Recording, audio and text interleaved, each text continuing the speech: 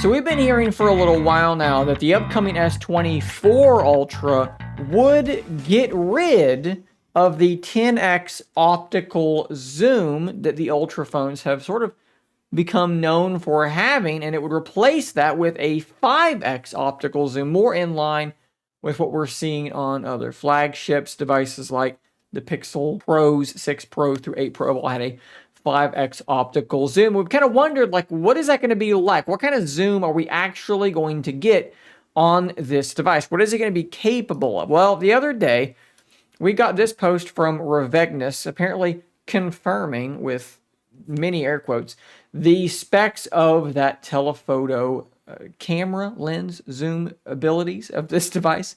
It's going to be a 5x 50 megapixel sensor with a 0.7 micrometer pixel size, 1 over 2.52 inches. That is the size of the sensor itself. So what I'm going to do in this video is we're going to take a look at kind of how that compares to some other known devices. And in fact, what I did here is I threw together this table to compare this rumored S24 Ultra spec to some other sort of relevant devices. We're going to kind of go through these specs, and I'm going to kind of give you an idea about what I think, how close this could get to approximating the zoom capabilities of the S23 Ultra. So if we just look at this and start off at the most simple place, which is resolution, I think there's already some interesting stuff there. So clearly, it is far higher resolution than the S23 Ultra. It puts itself right in line with the Pixel 8 Pro and a little bit behind the OnePlus Open, which I am currently still daily driving most days. So what is that going to do for you in terms of zoom? Well,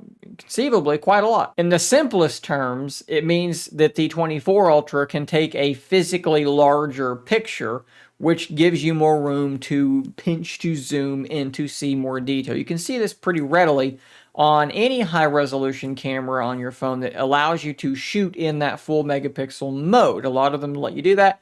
You can take that picture. It takes a bit longer to take the picture, but once it's done, you can zoom in a whole lot further. So that's kind of the idea there. It gives you more room to hybrid zoom. It's only 5x optical, but you can hybrid zoom further. Question is going to be, how much further can you go and still be relatively lossless? If we look at the aperture, this is another really important point. So the S23 Ultra's aperture was very, very small. So in layman's terms, that's kind of how much light it's able to take in. Think about it as like the hole in front of the camera. If it's bigger, more light can come in. That's a larger aperture. If it's smaller, less light can come in. That is a smaller aperture. So 4.9, that is a very small aperture. The Pixel 8 Pro and the OnePlus Open are both in that 2.8, 2.6 region. We don't know what the 24 is going to be. You'd hope it's at least in the mid-2s, somewhere like these guys. The OnePlus Open is kind of ahead on both of these things so far. We're going to assume a much larger aperture for the S24 Ultra's zoom lens. And what that does for you, look, photography is all about light, okay? If you can take in more light, you can get much more detail and much less noise, much quicker shutter speed. More light is just going to be better. So they can make that aperture a lot bigger. That's really going to help. What about sensor size? Same kind of thing going on here. A 1 over 3.52 inch sensor is very, very small. The S24, they're saying, is a 1 over 2.52 inch sensor, basically the same size sensor as the Pixel 8 Pro. Both of them are smaller than the sensor on the OnePlus Open. So just like the aperture, a larger sensor can gather more light. All of the same things are true. In terms of pixel size, this may look like it's an advantage for the S23 Ultra, but it's not. Okay, so 1.12 micrometers are the size of the pixels on the 23 Ultra's 10x zoom. You can see everyone else has a 0.7 micrometer pixel, but you have to keep in mind that these sensors are binning, so they're not outputting at 50, 48, and 64. They're all somewhere in the 12-ish range. So what happens is you take these pixels and you bin them, you group them together into a super pixel, right? So let's say they're grouped into groupings of 4. So instead of 0.7 micrometers diagonal, what you're going to get is 1.4. So now we're actually larger than the S23 Ultras. Now, what I would wonder is when you're digitally zooming way in, you're pinching to zoom way in, so maybe you're even past 10. Are you still going to benefit from pixel binning, or will you be better off not pixel binning and trying to use the extra resolution? Perhaps that's what they end up doing. If you do that, though, your low light performance is going to take a hit.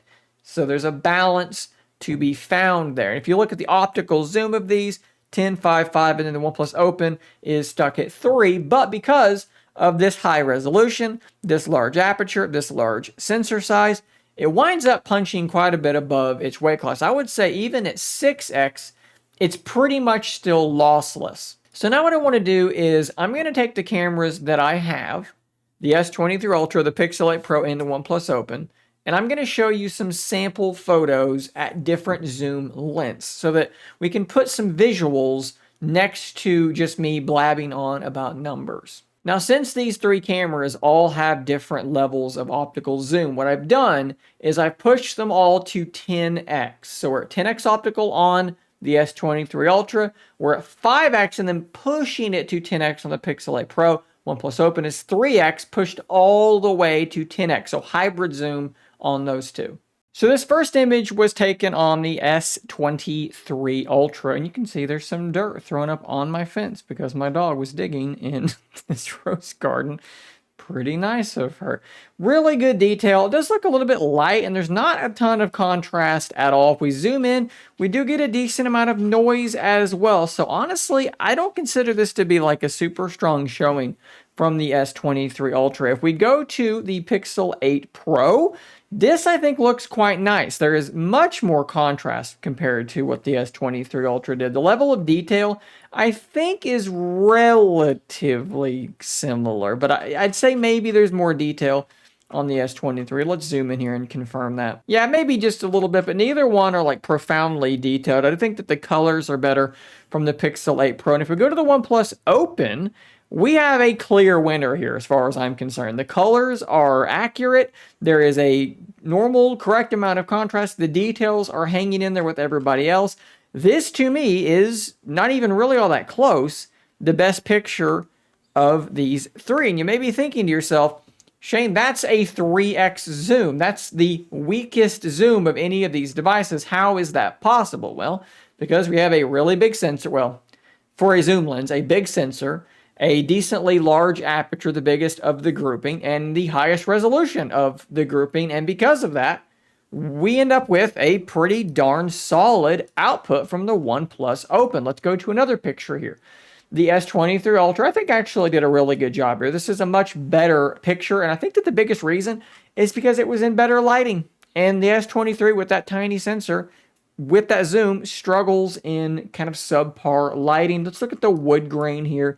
You can see that fairly clearly. Pixel 8 Pro does a similar job. I'd say actually more detail maybe here on the wood grain, but that could also come down to the way that it's handling colors and contrast. I'd say that they're really similar overall photos. The OnePlus Open, though, once again, to me, looks like it's got the most detail of any of these cameras. Let's zoom in. Really nice fine grain detail. You can see the detail in this water hose as well. Once again, the one with the smallest amount of zoom is doing the best at 10x. What happens if you push things to 30x though? Again, this is in decent lighting, but kind of challenging and some shadows here. This is the S23 Ultra, and I think that it does a pretty good job. Again, 30x. The leaves are beginning to look a bit like an oil painting, but pretty decent. Some noise over here. The Pixel 8 Pro absolutely stumbles all over itself. It falls apart. This is terrible. The detail is terrible. The noise is terrible. Really bad job.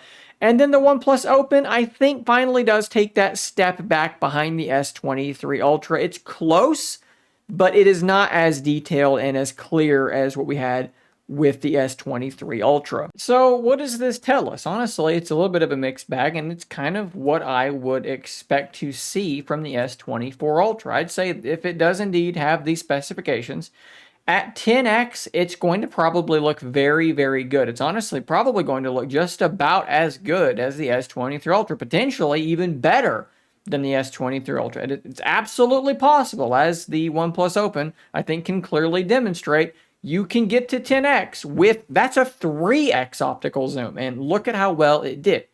Now, once you push past 10x and we get to these extreme zoom levels, I'm just going to tell you straight up, I will be shocked if it is able to replicate what the S23 Ultra is doing with the 10x optical zoom. I just don't think that's going to be in the cards. Now, I am hearing they're going to keep the 100x zoom. Well, this thing does technically go to 130x zoom.